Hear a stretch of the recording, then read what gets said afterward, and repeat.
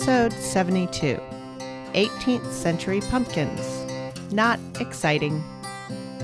Hello, and welcome to the History of American Food. This week, I'll be looking at how the pumpkin and winter squash generally have moved up the ladder from food and beer base of last resort to a rather middle-of-the-road, if not occasionally slightly genteel pudding base. But here's the thing. If we had all the pumpkins and their friends from the get-go, why did our squash dishes never get particularly exciting? If you'd like to get into why, pull up to your place at the table and let's dig in. The first thing you need to know is that when the 17th century colonists arrived during the coldest months of the year, when it came to vegetable matter, for many people it was pumpkin squashes or nothing. Hardshell or winter squash and summer squash and zucchini and gourds, they're all pretty much the same plant. They can easily interbreed and cross, but each subvariety, the gourd, the hardshell squash, and the summer squash, have been separated into different useful groups. Gourds are mainly fibrous outer shells and seeds, not good for eating, but were and are regularly grown as tools and utensils, and the leaves are also useful. Summer squash are thin-skinned, generally have no inner cavity, and have soft, sweet flesh that can be easily eaten cooked or raw. Varieties of these, especially the round ones, are what early colonists called vine apple. And in a land where water was only in streams or springs and in the buckets you hauled, plucking a vine apple and eating it in the field in the summer or fall during harvest time was as good as carrying a water bottle. It was a relatively sweet, mildly crunchy bite and full of water. But they do not store for long once picked. As many of us know who have purchased or received summer squash and zucchini, stashed them in the crisper drawer and return to them when they are fuzzy or squishy or both. But then there are the hard shell or winter squash. These are the ones that mature last. They tend to be larger, are definitely denser, and heavier. And unlike the summer squash, they usually have a bit of a hollow cavity on the inside. But their most important aspect is that they cure or finish maturing off the vine. Their outer skin dries out a bit. It thickens and stiffens, and the inner pulp dries up a bit too. This makes these hard, dense squash something that stores in a cool, dark place, especially if they are wiped down with a little strong vinegar or in our modern times a dilute bleach solution periodically. They will keep through the winter and even into the hungry spring. That is, when the sun comes out, the plants wake up, but there isn't really much to eat at all. This dense, dry nature of winter squashes, especially the densest and driest, also lend themselves to being sliced into strips and freeze-dried in the coldest winter sun, or being dried above fires. This only worked with the correct squashes. There are accounts of 18th century plantation owners, including George Washington, hearing of such a practice and attempting it with any old pumpkin, and then being very frustrated with disappointing results. This is another way the lack of paying close attention to the varieties of squashes came back to get our colonists. In the 17th century, they were dismayed to find that the squashes didn't breed true. This ability to crossbreed was part of what made them uncomfortable about squashes in general. The promiscuity. Gourds with summer squashes and pumpkins, the seemingly infinite combinations that produced seemingly infinite varieties. This made our early Puritan colonists edgy, at least the ones who wrote things down, for it upended their sense of decorum and a desire for an orderly existence. The local tribes, on the other hand, they knew the importance of separating the squashes to keep the traits they liked, even to hand-pollinating the best ones. They did this with the corn to control and preserve varieties, so why not squashes? The hard-shell squashes they preserved for winter storage and drying, those were the very densest and driest ones. Think about it. When you cut open a spaghetti squash, or an acorn squash, or a regular old Halloween pumpkin, these are juicy, stringy hard-shell squashes.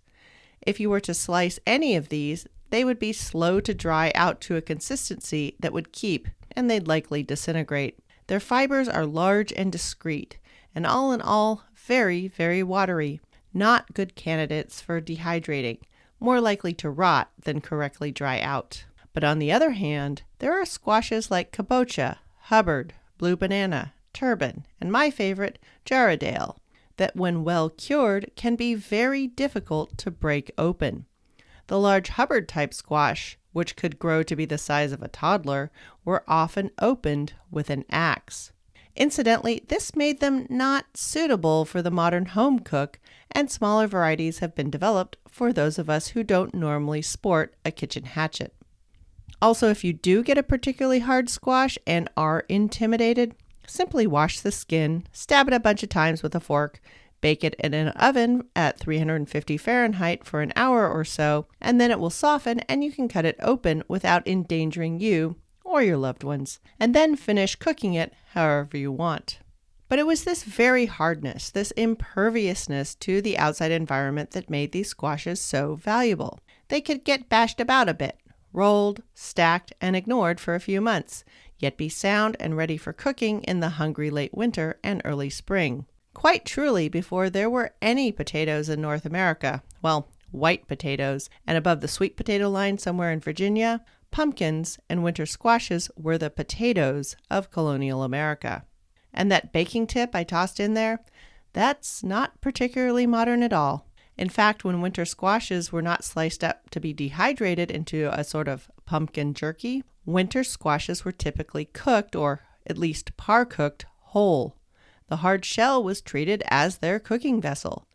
Pumpkins, the imported colonial name, and all the rest of the winter squashes were usually cooked whole either by placing them next to a fire and rotating them, or by burying them in the coals to cook them. They would either be cooked completely this way or cooked part way, opened and filled with ingredients to cook inside the rest of the way.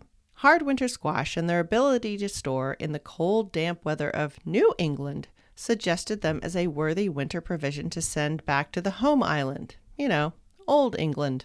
And in this age of horticultural treasures arriving on boats, peanuts, pecans, sweet potatoes, starchy potatoes, lemons, oranges, tomatoes, pineapples, cocoa beans, coffee beans, tea, and of course the sugar and spices that seem to have started this all, pumpkins fit right in. And while most of the rest of these offerings remained exotic and had to be grown abroad or in special conditions and needed to be processed in lengthy and sometimes mysterious ways, pumpkins would more or less just grow. Yes, Solanum tuberosum, or what we generally think of as white potatoes, also grow fairly easily, but I'll talk more about their appeal and rise to popularity when this non-sweet potato enters the general American food landscape, and that is after the Revolutionary War. So back to these easy-to-grow pumpkins. They and their close cousins, summer squash, were sent back to Europe and England, and were adopted initially with great joy all over the place. But over time, some cultures, including the British, came to look down on members of the squash family. After all, they were a bit odd, and their ease of growing made them sensible as livestock feed and a way to feed the servants and the poor. This partly led to summer squash and hard squash never really making it into British food the way tomatoes or lemons or pineapples did. This, incidentally, is why we call a vegetable of American origin by an Italian name. Zucchini. The Italians, they took it and ran with it, but the British simply grew them big, called them vegetable marrows, and made them the butt of jokes in books like Agatha Christie's The Murder of Roger Ackroyd. It also didn't help that in the 18th century the British were, generally, vegetable suspicious. A good Englishman should get his energy from beef and beer, maybe a little milk and cream and cheese. So, other than as a part of fast day meals and as flavorings in a few stews, vegetable matter generally was for the poor and the pigs. The climate, of course, was no help. There simply aren't that many exciting vegetable things that grow naturally in the damp climate of Old Blighty. They're not alone, of course. The cuisine generally of the lands that border the North and Baltic Seas are not known for their vegetable cuisines.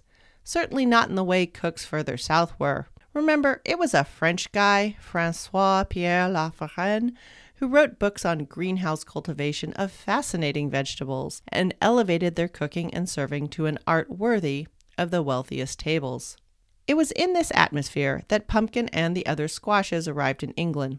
It was never fashionable, and even among those who did eat it, never seemed to have bothered with much more than cutting it up and boiling it in stews.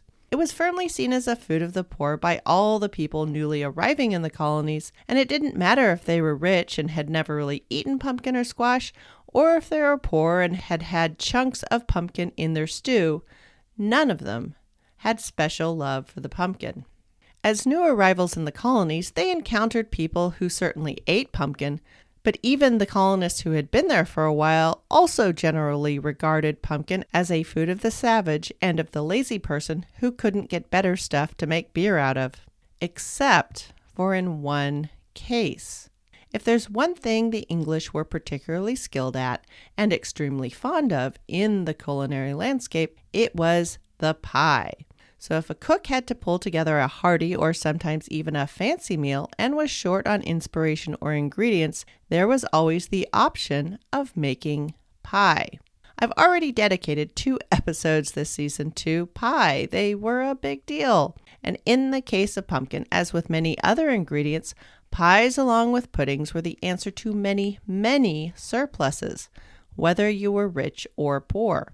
But if you were rich, or at least pretty well off, a somewhat sweet pie ingredient like winter squash welcomed with open arms the ingredients that took food from peasant to fancy. The prestige ingredients of the day: sugar, cinnamon, cloves, ginger, nutmeg, and this newfangled thing, allspice, turned pumpkin pudding from a side dish to accompany gobbets of meat in any frontier cabin to a corner dish any colonel's wife would be pleased to serve a visiting general or other party of dignitaries from London.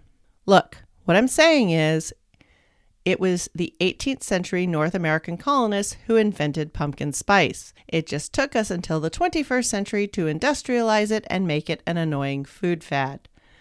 That thought completely snuck up on me when I was listing the prestige ingredients, and I'm not sure how I feel about this. If anything, this illustrates a repeating theme in American food. The colonists arrived in the colonies with pretty closed mind when it came to what was food, what was good food, and what was weird. While on the brink of starvation, the idea of learning about new, to them, local sources of food seems rarely to have crossed their minds. If anything, because some of the foods were local, they were even less interested in learning about them than things that were arriving over the seas on boats. Potatoes became a big deal in lots of places, but pumpkins languished. What happens to pumpkins also highlights the colonists' limited willingness to learn the importance of varieties of the new foods they did adopt. This was certainly partly due to the utter lack of skilled farmers in the early starter sets of colonists. Any farmer worth their soil will have extended opinions about varieties of anything they grow: wheat, apples, pigs, sheep, and so on. This attention to varieties has long been a part of farm life anywhere you go in the world. But in the time leading up to and during the colonial era, it also tended to be pretty closely held knowledge, to the point of secrecy for certain important breeds of fruit or livestock or grains. The sharing of this sort of information started to change in England in the 17th and 18th centuries as the scientific age came to farming. The varieties and breedings of items of popular attention, like horses, cows, roses, pigs, garden flowers, and the barley for beer, became topics of discussion and fierce debate. But pumpkins as food of the poor did not get the same treatment. Pumpkins went on being grown and selected for favorable traits, but in a most limited way in England. Except for the vegetable marrow, there's just not much squash there. Back in the colonies, as a food for hungry times, pumpkin also didn't get the same consideration as food products that generated cash. Wheat and barley and oats all had value as the basis for bread and beer and horses. Corn got attention, but the varieties were whittled way down. What was good for green corn, for flour, for hominy, for sweet corn, for early harvest, for shadier fields, for sun, for purposes lost, those varieties were also lost to the colonists. The concentration was on the most marketable elements, and not much else. And so the same with pumpkins.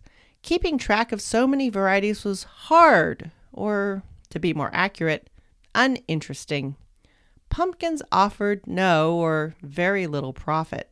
Everyone could grow them, so they weren't worth transporting.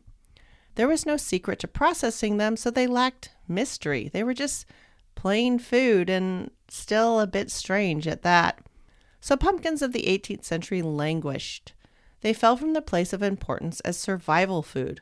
Or, I should say, they remained a survival food, a scrape-by food, so little attention was really paid to them. They just filled in. They were fillers in stews. They filled up the cellar or attic as provisions to stretch out winter game, caught fish, and the end of that salt pork or the haunch of that year's cow. Mixed with eggs and cream, they could be gussied up with some combination of spices to make a fine pudding or pudding in a paste. Yes, pie. But pumpkin in and of itself was never given its own place. What pumpkin or winter squash might be capable of uniquely was not of much interest to the 18th century cook. Largely, it simply filled in where better, more normal, nice food might normally go. Other places that either always had pumpkins or got the pumpkin from overseas felt differently. Only now that America is on an authentic foreign food kick are we starting to see the possibilities. Items like Japanese roasted and glazed kabocha squash, Mexican pumpkin empanadas, Italian pumpkin cakes, ravioli, fritters, and gnocchi, Peruvian pumpkin stew, and on and on and on. Which means, in the 18th and on into the 19th century, the pumpkin is going to fall out of the limelight.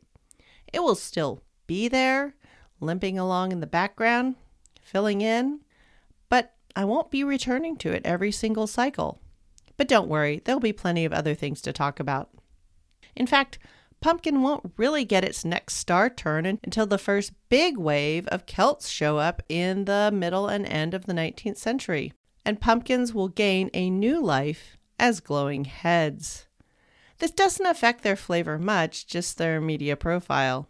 It's not until after World War II and the end of sugar rationing combined with the rise of the suburb when somehow Halloween becomes no longer a holy day or a scary day, but instead a children's party. And that is when pumpkins gain visibility again, but in a weird way, and the pumpkin starts to be pulled away from its food identity. But those stories will all have to wait for their time. For now, wave farewell to the pumpkin. I'll pick it up again when it starts to have a more interesting life. Next week, we'll take a look at how pigs became a bit of an industry for the first time in North America. They were better controlled than the terrifying swine of the 17th century, but they were still no slouches. These pigs were bred to walk. I'll also talk about why pork has long been cooked that way. And by that way, I mean really, really cooked. Really cooked. Thanks for listening. Show notes for this episode will be at thehistoryofamericanfood.blogspot.com. Any email, questions, or quibbles will reach me at thehistoryofamericanfood@gmail.com. A few words to review this podcast really do make a difference and help me make sure I'm headed in an interesting direction. Along with promised pictures and links, I'll also include any interesting media I consumed for the episode. Music for this podcast is Fingerlympics by Dr. Turtle. And the link to the show notes is also in the show's Twitter and Insta bio. And I'm showing up a little bit on post, all under the handle @THOA Food. And this information is in the show description.